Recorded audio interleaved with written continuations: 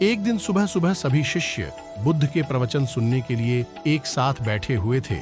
कुछ देर बाद बुद्ध अपने साथ एक रस्सी लेकर आए। तथागत के हाथ में रस्सी देखकर सभी शिष्यों को हैरानी हुई। बुद्ध अपने आसन पर बैठे और उन्होंने रस्सी में एक के बाद एक 3 गांठ बांध दी। इसके बाद उन्होंने शिष्यों से पूछा कि क्या ये वही रस्सी है जो गांठ बांधने से पहले थी। इस प्रश्न के जवाब में एक शिष्य ने कहा कि तथागत, इसका उत्तर थोड़ा मुश्किल है। ये हमारे देखने के तरीके पर निर्भर करता है। एक तरह से तो रस्सी वही है, इसमें कोई बदलाव नहीं है। एक अन्य शिष्य ने कहा कि अब इसमें 3 गांठें लगी हुई हैं, जो कि पहले रस्सी में नहीं थी। इसे बदला हुआ भी कह सकते हैं। कुछ शिष्यों ने कहा कि वास्तव में मूल रूप से रस्सी वही है, लेकिन बदली हुई दिख रही है, लेकिन इसका मूल स्वरूप बदला नहीं है। शिष्यों की बात सुनकर बुद्ध ने कहा कि आप सभी सही बोल रहे हैं। अब मैं इन गांठों को खोल देता हूँ। ये बोलकर बुद्ध रस्सी के दोनों सिरों को खींचने लगे। बुद्ध ने पूछा कि क्या इस प्रकार रस्सी की गांठें खुल जाएंगी? सभी शिष्यों ने कहा कि नहीं, ऐसा करने से तो गांठें और ज्यादा कस जाएंगी। इन्हें खोलना और मुश्किल हो जाएगा। बुद्ध ने कहा